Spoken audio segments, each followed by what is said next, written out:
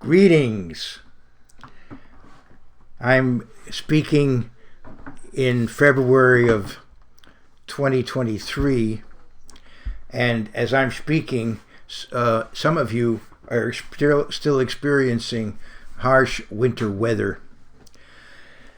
Now, I live in Florida, where it's so hot, people gather around the fire to cool down. No, I'm kidding, but I'm speaking to you from Central Florida, and I'm speaking to you, as I said, in February of 2023. And on the Hebrew calendar, on the Jewish calendar, which I like to call the sacred calendar, it's the calendar that needs to be used for observance of the appointed times through the year. We're coming up on the 15th day of the 11th month is coming up soon, Hamisha Asar Bishvat, or as it's often called, Tu Bishvat.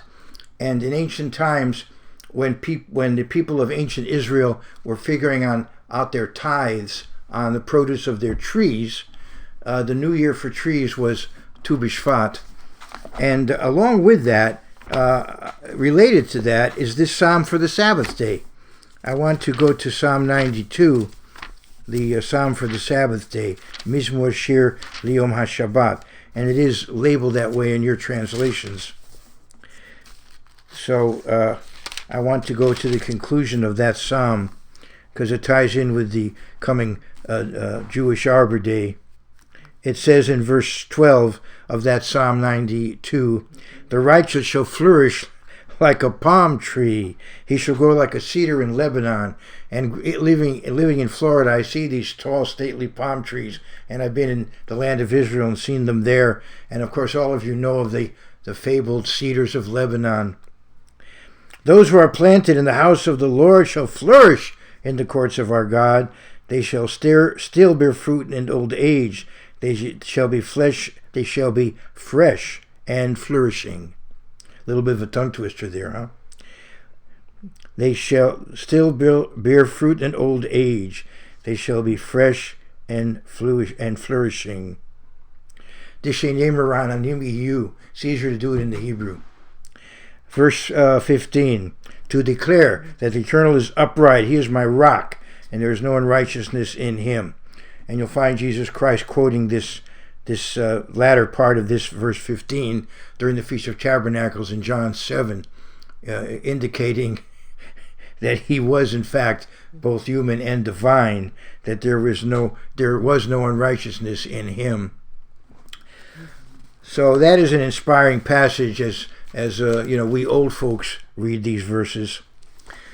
Today I want to talk about some very inspiring lives, some very inspiring people that I call wise winners. They were all highly educated for their time, but beyond that, they also had divine wisdom, and they had courage. These are heroes, courageous men of faith. Let's begin by understanding that if you're a Christian commandment keeper, you're going to be under pressure. 2 Timothy 3 and verse 12, it says, "Yes, and all who desire to live godly in Christ Jesus will suffer persecution."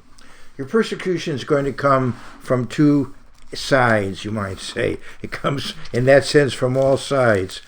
I want to go to 1 Peter, the 4th chapter, and the 4th verse. 1 Peter 4 and verse 4. And it talks about your friends. If you were living kind of on, let's say, the wild side before you really understood how you ought to live, if you were not all through your life a Christian commandment keeper, then you hung around with people who in many cases were misbehaving. And when people misbehave, they want confirmation of that. They want everybody's doing it. That gives them a justification. And so they pressure you to go along with them. And maybe they just also enjoy your company. But there are times when you need to bow out because what they're doing is not right. It's unethical, immoral, or illegal, or whatever it is. We go to 1 Peter 4:4. In regard to these, they think it strange that you do not run with them in the same flood of dissipation, speaking evil of you. So if you're a Christian commandment keeper, you have pressure from the secular world to do what often is done out there. And what often is done out there is self-destructive behavior. But you're also under pressure from the world of religion. I want to go to John 16. And as Jesus was about to be arrested and martyred, of course he was resurrected to mortal life, but he had to go through the sacrifice, as you know. But in John 16 and verse 2, he says, they will put you out of the synagogues. Yes, the time is coming that whoever kills you will think that he offers God service. He was telling them that in the communities where people come together to pray and to hear the law, in the synagogues, they're going to drive out people who have a relationship to God through Jesus Christ. They're going to drive them out. So in the beginning of the Christian commandment-keeping movement, we were being persecuted for our relationship with Jesus Christ. Nowadays, we're attacked for our keeping of God's commandments. And it's horrifying when you read history and see that Christian commandment keepers at times were being martyred by the others who consider themselves Christian. And yet, Christian commandment keepers are being martyred by those who proclaim themselves to be Christian. But in any case, Christian commandment keepers are the ultimate victors. They're on the winning side. And I want to talk today about some wise winners. And all of them had divine intervention at times protecting them, as we'll see. I want to go back to I guess it's the 7th century BC to 606, around 606. And some Jews are being captured at the time of King Jehoiakim by the Chaldean Empire. And did I say something about Jeremiah yet? Mm-hmm. Okay, let me clarify a couple of historical points from previous talks. I had talked about the fact that when the Babylonians conquered Judah, and finally they conquered it totally, they destroyed the temple, destroyed Jerusalem, took captive the king. But at that time, 587 BC, they did leave behind people who could continue to farm the land and so on. They left some people behind. And I wanted to give a scripture for that so you could see it. Jeremiah 52 and verse 16. Unfortunately, those people later fled to Egypt against the word of God through Jeremiah. Jeremiah was also another wise winner. Although he's not my subject today, he's certainly another heroic figure in the Bible. And since I was talking about some historical information, I also want to mention that sometimes a person can confuse BC and AD, can misspeak. At least I can. At least I did. So I want to talk about later on in history, we have the Muslims conquering the land of Israel, and that occurs around AD 640. So that would be the 7th century AD. So I want to correct a misstatement that I made some weeks ago. So I am going to be talking about history today too, what my friends in Duarte, California would call Heilige Geschichte. We might translate that literally holy history or salvation history. We want to talk about history as recorded in the Bible for our instruction, for our inspiration, our edification. I want to go to Daniel, the 1st chapter, as I said. So now we go back to the time as the Babylonians are beginning to conquer the Jews. And we have some young men, Daniel, Mishael, Azariah, Hananiah, and Azariah. And you know them mainly as, and Daniel also had the name Belteshazzar. And you also know them as Shadrach, these three Jewish young men as Shadrach, Meshach, and abed-nego. And when I was a boy, that was a very popular song. I always heard all the time about Shadrach, Meshach, Abed-nego. For some reason, that song isn't so popular anymore. But these young men were good looking, but also very bright, very talented people, young people. And so they were brought as captives, but to be trained to serve in the court of Nebuchadnezzar. But it's interesting that evidently, and I'm speculating here, because the Bible is not absolutely clear about what the problem was here, but there was a problem with Daniel and these men. As I said, Shadrach, Meshach, and Abed-nego.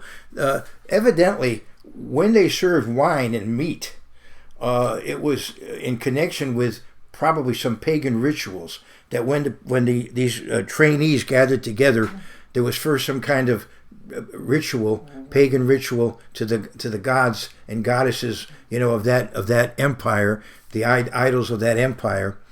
And Daniel and his three companions didn't want to participate in any of that. And so they did not want to eat of these wonderful foods, gourmet foods that they were being given. And this was already a risky thing to do. They're captives in an empire which was a dictatorship. And here they're trying to deviate from the custom. So I'm in Daniel 1:8. But Daniel purposed in his heart that he would not defile himself with a portion of the king's delicacies and with the wine which he drank. Therefore he requested of the chief of the eunuchs that he might not defile himself. Now God had brought Daniel into the favor and goodwill of the chief of the eunuchs. See, God is working with those four men.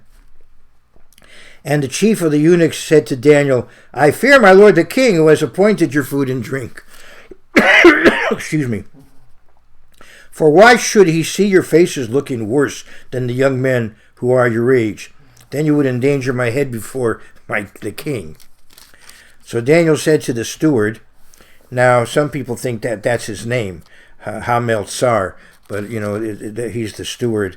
So Daniel said to the steward, whom the chief of the eunuchs had set over Daniel, Hananiah, Mishael, and Azariah, please test your servants for 10 days and let them give us vegetables to eat and water to drink. Yeah, a basic diet that probably would not involve any particular rituals in that culture. Then let our appearance be examined before you, and the appearance of the young men who eat the portion of the king's delicacies, as you see fit. So deal with your servants.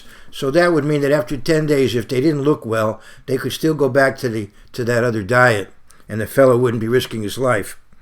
So he consented with them in this matter and tested them 10 days.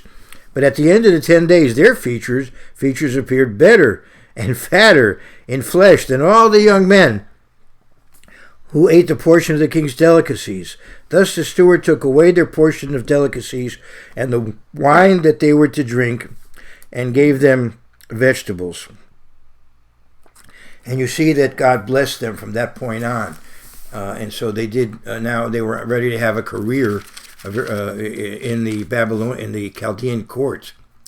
So God intervened for these heroic young men who, it would seem to me, were refusing to get involved in the idol worship of that culture. And that issue comes up again in chapter 3. And in this case, Daniel is perhaps out of the area, perhaps surveying in some other part of the empire, and he's not directly involved here. But we do have, at least in the capital, we have this pillar is set up, this idol is set up for them to worship. Everybody must worship this idol. And of course, Shadrach, Meshach, and Abed-nego, they refuse. And I'm going to pick it up in around verse 10 or so here. Okay, let's go to verse 8. Therefore, at that time, certain Chaldeans came forward and accused the Jews. They spoke and said to King Nebuchadnezzar, O king, live forever. You, O king, have made a decree that everyone who hears the sound of the horn, flute, harp, lyre, and psaltery, in symphony with all kinds of music, shall fall down and worship the gold image. Now, by the way, this whole section that I'm reading now was written in Aramaic. It's in Aramaic, which means that was the lingua franca of that empire. So that means Gentiles could read this, could understand this. And what's also interesting is that the book of Daniel is a book that connects the Old Testament with the New. In fact, in the Jewish order, it is very late in the order of the Tanakh, of the Jewish Bibles. Here in the Greek, the Greek-speaking Jews put it in with the prophetic section as the fourth in that section, and so there's still the 12 minor prophets that come afterwards. But in the Jewish version, it's before Ezra, Nehemiah, and 1st and 2nd Chronicles, and then you go into the New Testament if they had, but they don't have the New Testament, but that's what would have happened. But so what I'm saying is, but in any case, the book of Daniel does connect with the New and the Old Testament in various ways, and it's interesting that you have the word symphony here. You have a Greek word written in Aramaic letters, but you actually have a Greek word in Daniel. So you have Aramaic and even Greek. Anyway, so let's read it.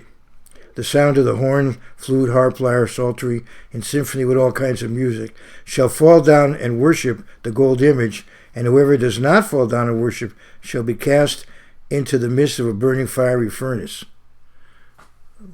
Look at the fate that awaited them if they refused to worship the idol, but they refused. And let's notice a couple of verses along those lines that will help us understand the spirit of those men, the attitude of those young men. I want to go to 1 Thessalonians 5 and verse 21.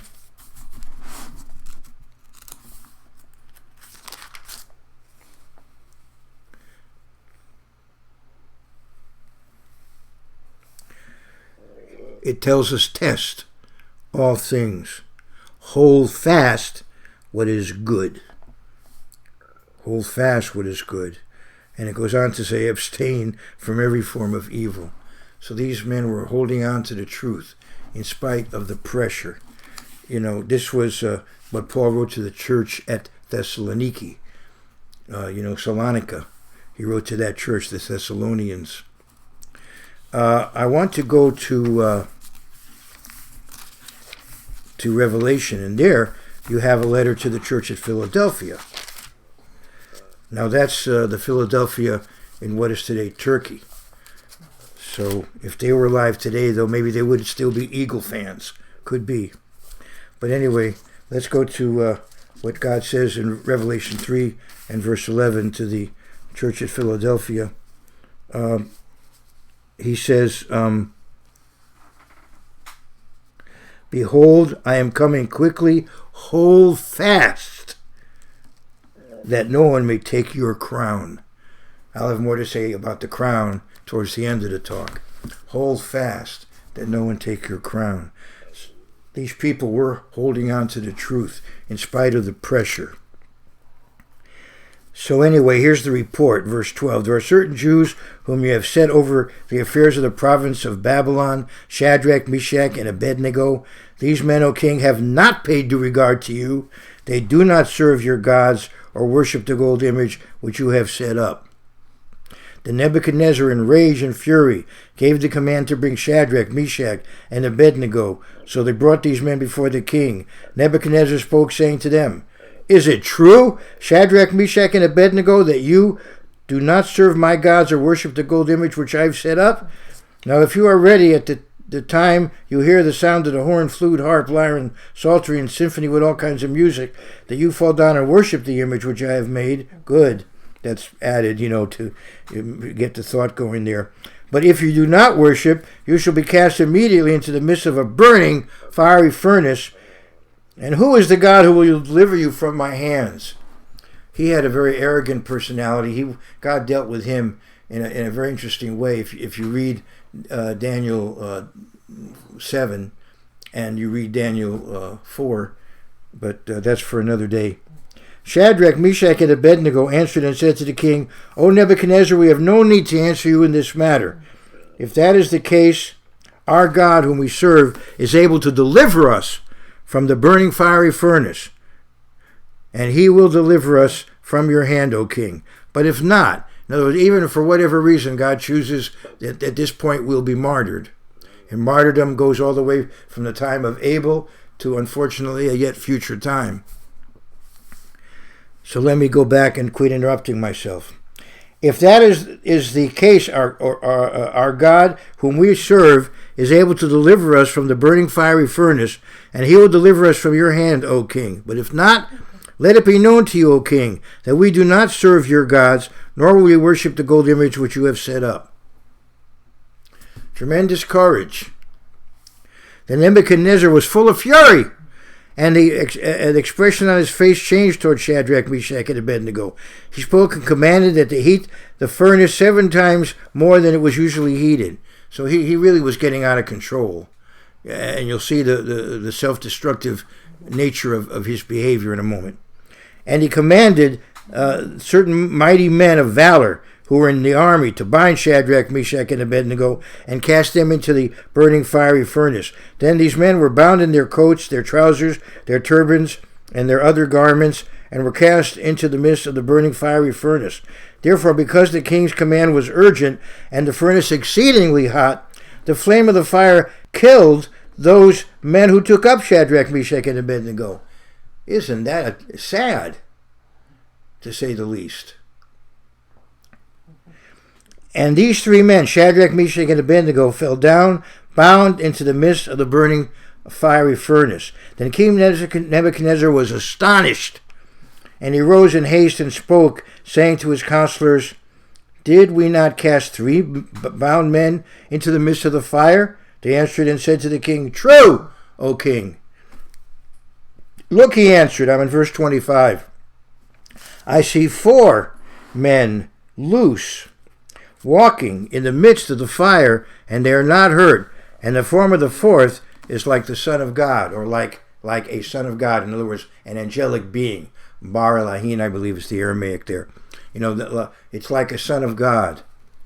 And I believe this was the angel of the Lord that you read about in the Old Testament. That is to say, the pre-incarnate Jesus Christ. That's why the translators did a somewhat interpretive translation here.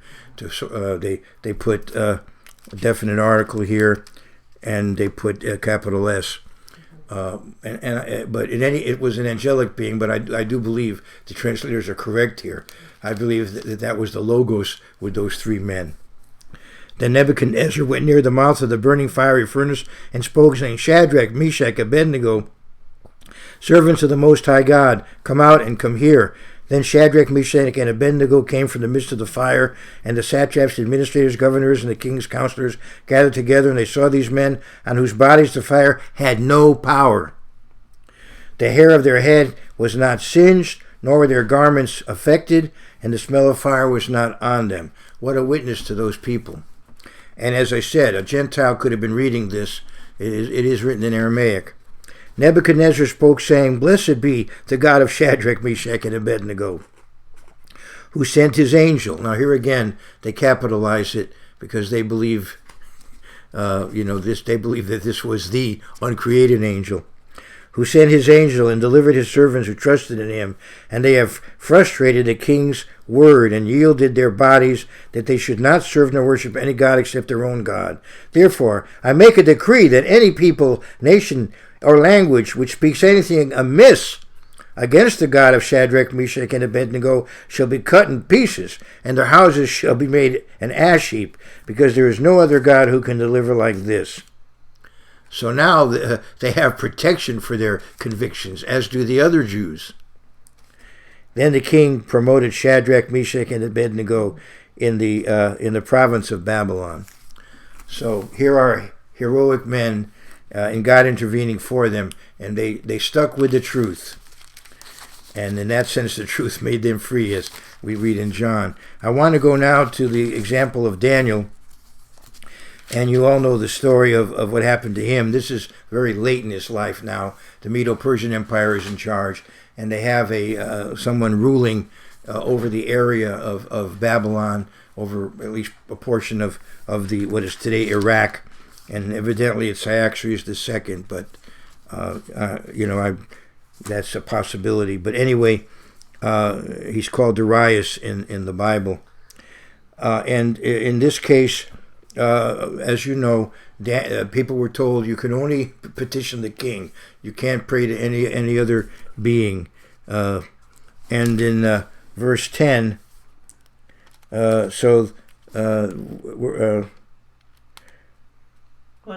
I'm in verse 13. I want to go to verse 10. Now when Daniel knew the writing was signed, he went home, and in his upper room, with his windows open toward Jerusalem, he knelt down on his knees 3 times that day and prayed and gave thanks before his God, as was his custom since early days. And this whole thing was a plot to get rid of him. I mean, if you read the account, they were jealous of him, and they wanted to get rid of him. Well, they paid the price, as you know. Most of you know the account. So he prayed 3 times a day facing Jerusalem, as was his custom.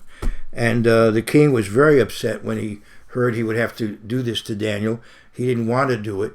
He had a sleepless night. He was very upset. He tried all he could to get away around it, but his advisors said, no, you've got to do it, because they were out to get Daniel. It's just a very disgusting scenario there. But at least you have some sympathy for the king, because he really loved Daniel, didn't want to do this, but he did it. But he did make this comment. I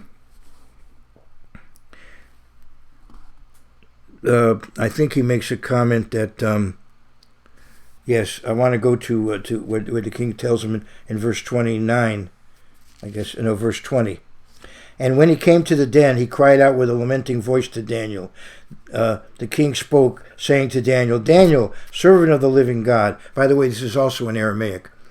Servant of the living God, has your God, whom you serve, continually been able to... Oh, no, I'm sorry, that's earlier. But I want to go back even before that. 16. Okay, thank you.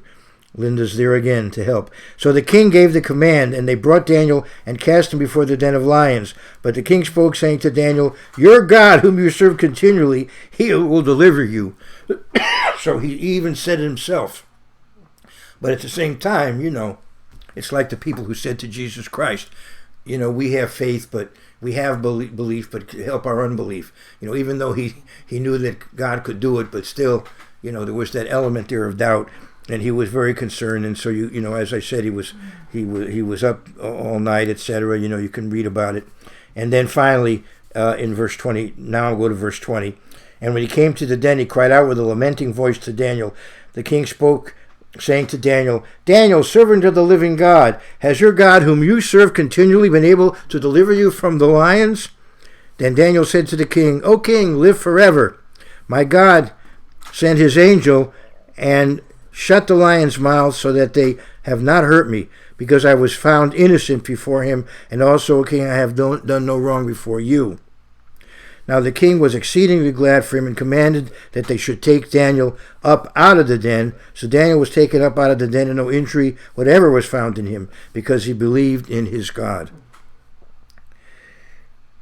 Then the king gave the command that they brought those men who had accused Daniel, and they cast them into the den of lions, them, their children, and their wives. And the lions overpowered them and broke all their bones in pieces before they ever came to the bottom of the den. So that's, what occurred finally. Then King Darius wrote, to all peoples, nations, and languages that dwell in all the earth, peace be multiplied to you. I make a decree that in every dominion of my kingdom, men must tremble in fear before the God of Daniel. Now this is, of course, a different ruler than we have much earlier. Babylon has fallen. The Medes and Persians are in charge. Cyrus is in charge. And this is the ruler under Cyrus in that area. I make a decree that in every dominion of my kingdom, men must tremble and fear before the God of Daniel. For he is the living God, and steadfast forever. His kingdom is the one which shall not be destroyed, and his dominion shall endure to the end. He delivers and rescues, and he works signs and wonders in heaven and on earth. who has delivered Daniel from the power of the lions. So this Daniel prospered in the reign of Darius and in the reign of Cyrus the Persian. Cyrus was the one over the whole Medo-Persian Empire. And now that we have this background, we get into the prophetic part of Daniel, and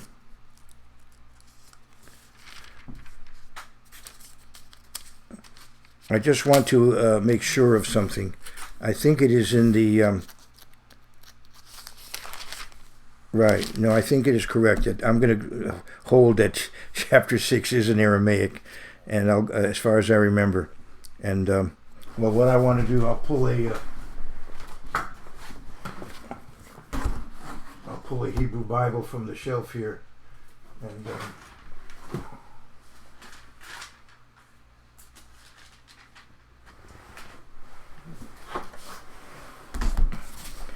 because I don't, as far as I remember, the 6th chapter of Daniel is in Aramaic, and I think even the 7th, and finally the 8th goes back to Hebrew. In fact, I won't even check it. I believe that's the case. And the 8th is when you get back into the Hebrew, I believe. So I'll leave it at that. If I'm wrong, I'll correct it next week, but I believe I'm right. So anyway, here we have this account, again, where God intervenes for somebody who understood the truth and who stuck with it, and who understood that there's more at stake than just his physical life. Eternity is at stake, forever and ever and ever and ever. And also, eternity as a spirit being, a much greater reality than our present reality. In fact, Daniel himself, towards the end of the book, as we get back into the Hebrew part, you get back in. You're right. So pardon me? Yeah, chapter 8, right. Yeah. See, Linda's confirming my comment. Good. All right. She's my amen corner for this evening. All right. I want to go to chapter 12, and there's a beautiful section there where it says in verse 3, "Those who are wise shall shine. Those who are wise shall shine like the brightness of the firmament, and those who turn many to righteousness like the stars forever and ever." What a beautiful reality that is. And so that's an understanding that Christian commandment keepers have. And, there's a lot of scriptures I could turn to, but I'll just leave it at that, because I want to go now to another wise winner, and I realize that the time I allot myself for these talks is running out. So I want to go to 2 Timothy, the 4th chapter. 2 Timothy, the 4th chapter. And I want to go to the Apostle Paul. Now, God intervened for him time after time and rescued him. He fortunately, he got beat up so much, but fortunately he had a physician with him, Luke. At some point, though, God chose to allow him to be martyred, as with most of the apostles, perhaps all of them but John. Yet Paul was confident towards the end of his life. Remember, I talked about the church in Philadelphia was told, "Hold fast that no one take your crown." Paul knew there was a crown waiting for him. I want to go to the 7th verse of 2 Timothy 4. The 7th verse, did I say? I have fought the good fight, Paul says. I have fought the good fight. I have finished the race. I have kept the faith. Finally, there is laid up for me the crown of righteousness, which the Lord, the righteous judge, will give to me on that day. And not to me only, but also to all who have loved his appearing. So I hope that includes us, that we are among those who love his appearing, that we are those who have a relationship with God through Jesus Christ, who have an understanding of the role of Jesus Christ in God's plan of salvation, and who are striving to keep the commandments of God And we can be inspired by these 5 wise winners. All the best to you and yours.